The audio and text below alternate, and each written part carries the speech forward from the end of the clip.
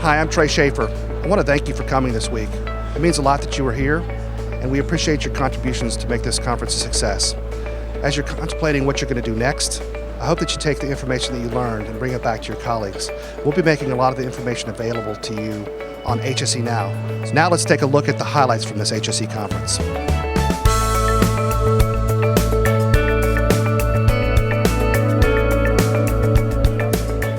It's a pleasure for me to welcome you all to Stavanger and to the 25th SPE HSE conference. I feel confident that you will get new ideas and leave from here better prepared for future discussions and also for future decisions. IDC is pleased to be participating for the very first time with this conference with SPE. This conference deals with important topics that are critical to the mission and vision of IEDC and its members. We're pleased that partnership has led to the first drilling-specific HSE track in the 25-year history of this conference. Over its history, this conference has established itself as the premier event for oil and gas HSE professionals, and that is another reason that we're very happy to be here. The 25th anniversary of this HSE event shows that we're completely committed. It's a part of everything we do.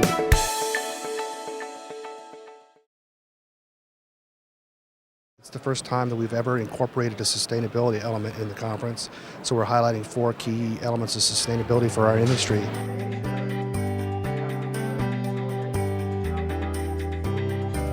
What we're talking about is the aspects of our business that where we're contributing and interacting with society on issues that are important to society related to sustainability.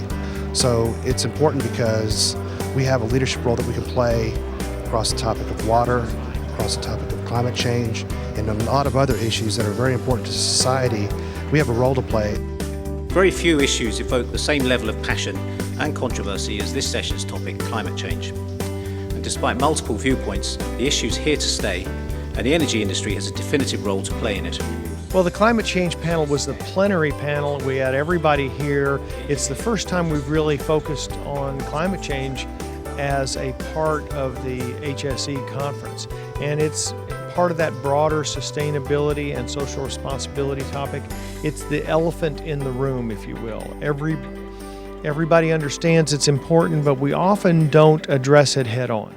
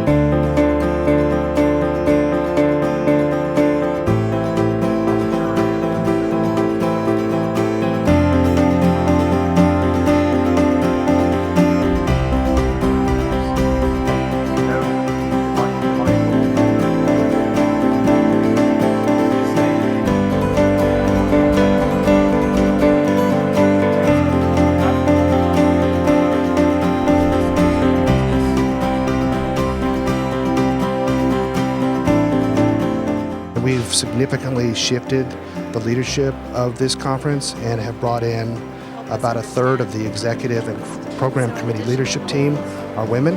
And overall, we have 65 of 160 members of our program committee are women.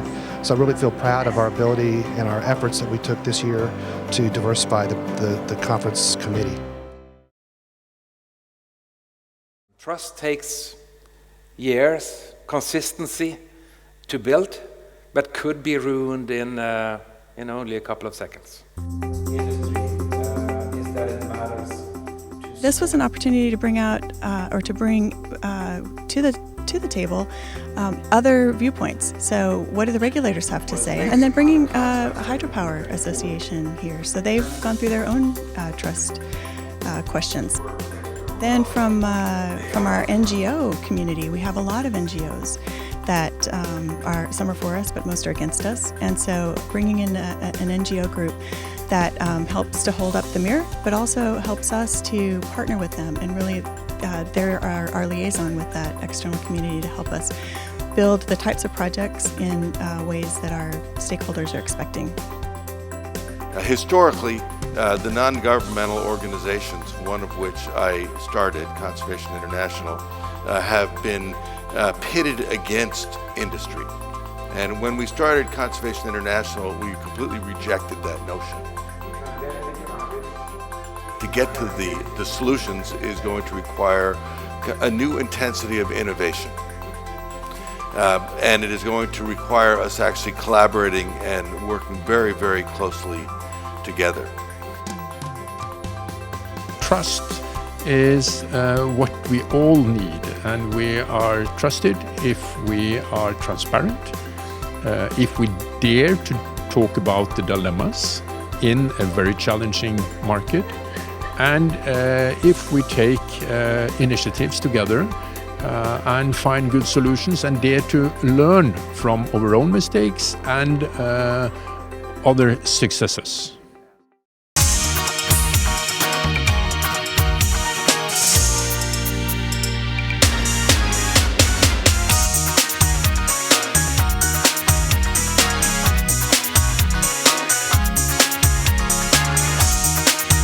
The most important thing is actually bringing people together in one location where they can talk. The presentations are just the start of the conversation. Gala dinner is always fantastic because, one, you get a view of what's important for the local culture. It was a lot of fun, but it was an aspect of business too, and it was an opportunity to talk with some colleagues. We are here for the very first inaugural time to introduce a new award. We had 70 entrants that were nominated to be considered as outstanding young professionals. Ways we innovate every single day. They drive incremental change and are essential for progress. But there's a fourth and ultimate level. The top winner, Muriel, it is you. We can play a very efficient role, not only in building a true strong HSE culture, but also by making the oil and gas industry more acceptable and more sustainable to the wider world. We have to do it. We've got to do it. So thank you all for being part of it. These are going to be the leaders of the future. Like, they are leaders already right now, and they have 5-6 years experience. You know, who are they going to be in 20 years from now? They're going to be our leaders of the industry.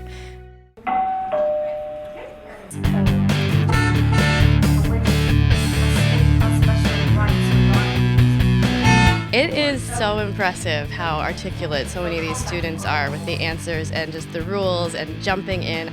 It came out very, very close. We had Montana as the winner. We don't manage accidents. We manage the defenses, the safeguards, the procedures, the policies, the rules, the regulations, the protection, the capacity for that system to fail and fail safely. And that's a huge, huge part of where we go in this discussion.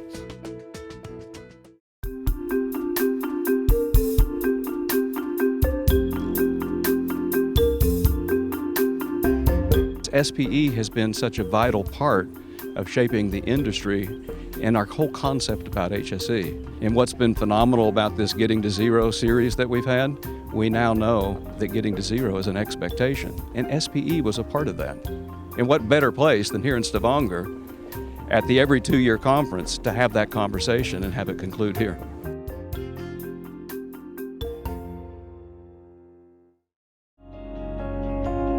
This is the place where those new ideas come. This is the place where you can say how high the bar is set for others and what their successes and failures have been and how you can learn from them. It's a way of getting hope that we can make things better, and we'll be talking about successes 2 years from now. We will have achieved enough progress in overcoming a number of the obstacles that we seem to constantly talk about here, that those will no longer be regular topics on the agenda, and that we'll be looking into something completely different.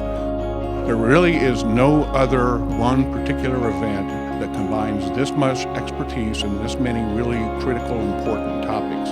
It's an opportunity to meet with your colleagues from around the world, from different companies, from different sectors, from people outside of our industry. I thought the experience from the air industry was very interesting. So cross-industrial experience exchange as a topic should be more important in the future, I think.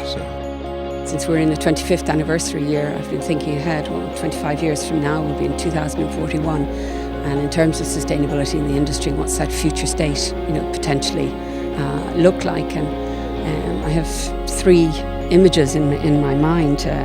One is that the industry's found to have had a net positive impact and is admired for helping people live better lives.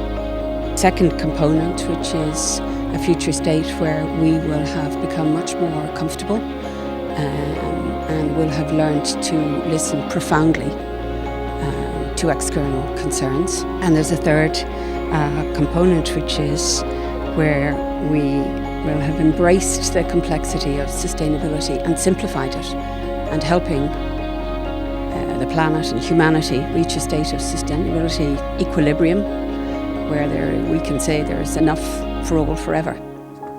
And we're part of that, a big part of that.